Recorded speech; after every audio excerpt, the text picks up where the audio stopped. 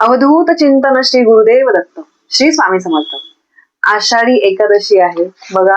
25 जुलैला शनिवारी आषाढी एकादशी येते. तर आषाढी एकादशीच्या अशा शुभ दिवशी एक चूक अजिबात करायची नाहीये. खूप साऱ्या लोकांकडून कळत नकळतपणे ही चूक जी आहे तर ती होऊन जाते.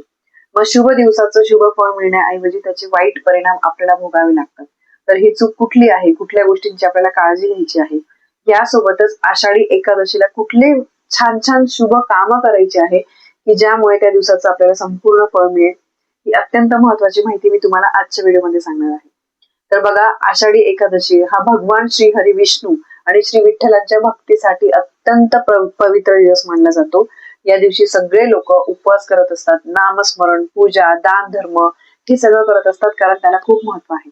मग अनेकदा काय होतं की हे करत असताना काहीतरी चुका होऊन जातात कळतपणे. म्हणजे आपण मुद्दाम करतो असं नाहीये, पण आपल्याला माहित नसल्यामुळे होऊन जातात. तर सगळ्यात पहिले म्हणजे बघा, आपल्याला कुठल्या चुका करायच्या नाही. अहंकार, दिखावा, दुसऱ्यांचा अपमान करून आपल्याला अपमान करण्यासारख्या अशा काही गोष्टी करायच्या नाहीये. आपल्याकडे जे काही आहे ना ते आपल्या कष्टामुळे आहे. पण कधी कधी बघा, काही काही लोकांकडे म्हणजे त्यांच्याकडे त्यांच्या काही मोठेपणाचा, त्यांच्याकडे खूप काही असण्याचा त्यांना खूप अहंकार असतो, त्याचा ते दिखावा करतात. तर असं कधीही करू नये. म्हणजे एकादशीच्याच दिवशी काय, हे आपल्या नेहमी आचरणात असलं पाहिजे की आपल्याकडे जे काही आहे त्याचा आपल्याला गर्व, अहंकार कधीही असायला नको. कधीही दुसऱ्याला कमी लेखू नका, कारण दिवस बदलायला कधीही वेळ लागत नाही. आज आपल्यावर अतिशय चांगले दिवस आहे, पण कधी काय कुठले वाईट दिवस आपल्यावर येतील हे आपण कधीही सांगू शकत नाही. त्यामुळे आपण नेहमी प्रत्येकाशी अतिशय नम्रपणे वागलं पाहिजे. कधी आपल्याला आपल्या मोठेपणाचा अहंकार नसायला पाहिजे. तर या गोष्टी नेहमी लक्षात ठेवा.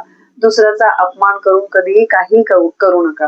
म्हणजे बघा, एखादी गोष्ट आपण ती करतोय, पण मग कोणाचा तरी अपमान करून त्या गोष्टीमध्ये आपल्याला आनंद मिळतोय असं कधीही करू नका, कारण त्या गोष्टीचा कधी ना कधी वाईट परिणाम आपल्याला भोगावा लागतो. कारण बघा, आपलं वागणं जर चांगलं असेल ना तर नेहमी आपल्या बाबतीत चांगल्या गोष्टी घडत असतात.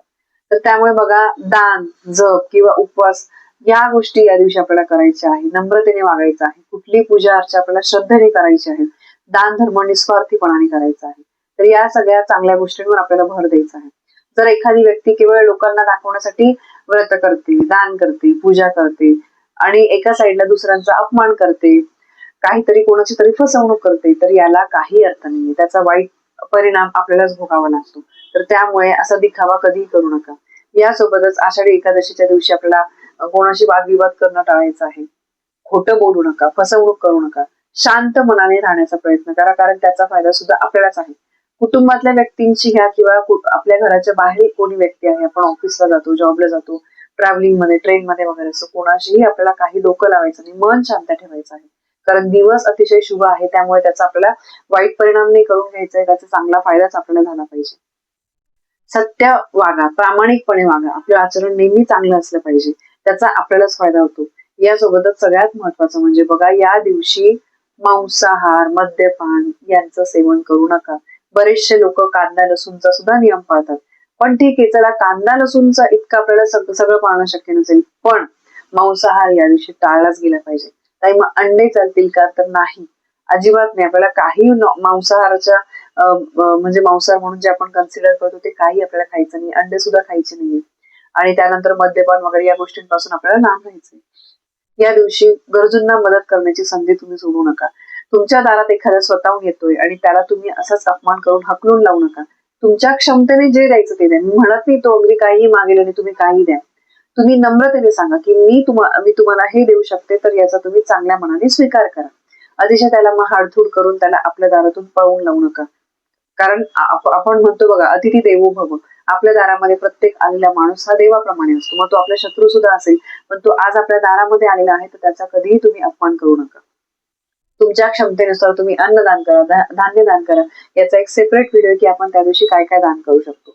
यानंतर आपल्याला दिवसभर ईश्वराचं स्मरण करायचं आहे. फक्त पूजा करून थांबू नका. दिवसभर काहीतरी मनामध्ये बघा, येता जाता ट्रॅव्हलिंगला तुम्ही कधी कुठे असाल तर शांतपणे उगाच याच्या त्याच्याशी डोकं लावण्यापेक्षा मनामध्ये नाम जप करा. ओम नमो भगवते वासुदेवाय नमः, श्री रामकृष्ण हरी, विठ्ठल विठ्ठल, जय हरी विठ्ठल या नामाचा तुम्ही जप करू शकता.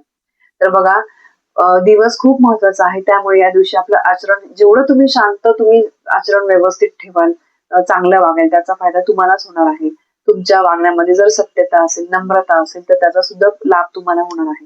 म्हणून आषाढी एकादशीच्या दिवशी तुमचं मन, तुमचं बोलणं, तुमचं काम याच्यामध्ये शुद्धता आपल्याला ठेवायची आहे. कुठल्याही वाईट गोष्टी, छोट्या छोट्या गोष्टी करताना विचार करा, वाईट गोष्टी करू नका. यासोबतच मग बघा, आषाढी एकादशीला अजून अशी कुठलीही चांगली चांगली कामं आहे की ज्याचा आपल्याला खूप फायदा होईल. तर जसं मी सांगितलं, दिवसभर विठ्ठलाचं नामस्मरण करा, मनापासून भक्ती करा. त्यानंतर दुसरी गोष्ट म्हणजे अगदी माळजप घेऊनच तुम्ही माळजप केला पाहिजे, नामस्मरण केलं पाहिजे असं नाहीये. तुम्ही येता जाता मी जसं सांगितलं, ओम नमो भगवते वासुदेवाय नमः, श्री रामकृष्ण हरी, विठ्ठल विठ्ठल जय हरी विठ्ठल, असे तुम्ही नामजप करा. सकाळी लवकर उठून तुम्हाला विठ्ठलांची पूजा करायची आहे, विष्णूंची पूजा करायची आहे. मंदिरामध्ये जा, तुळशीची पूजा करा. तुळशीची पूजा कशी करायची याचा सेपरेट व्हिडिओ मी अगदी 2-4 दिवसापूर्वीच तुमच्यासोबत शेअर केलेला आहे. त्यानंतर आपल्याला दिवा लावायचा आहे देवघरामध्ये, तुळशी समोर, मुख्य दरवाजामध्ये आपल्याला जास्त वेळ दिवसभर तेवत राहील असा तुम्हाला दिवा लावायचा आहे.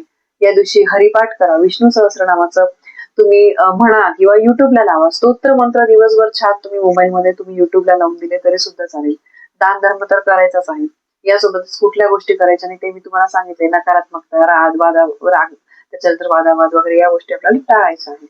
म्हणजे बघा, आपल्याला सुखी जीवनासाठी काही चांगल्या गोष्टी या दिवशी करायच्या आहे, वाईट गोष्टी आपल्याला टाळायच्या आहे. आणि एकादशीचं व्रत आहे ना, हे बरेचसे लोक खूप कडक नियमांनी करत असतात. पण भलेही तुम्ही दर एकादशी करत नाही, पण या मोठ्या एकादशीचं व्रत केलंच पाहिजे, त्याचा आपल्याला खूप फायदा होत असतो.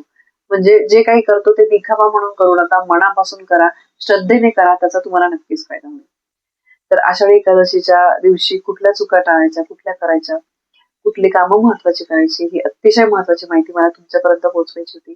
माहिती तुम्हाला पटली असेल तर व्हिडिओला लाईक करा, शेअर करा. चॅनलवर नवीन असाल तर सबस्क्राईब नक्की करा. धन्यवाद. श्री स्वामी समर्थ.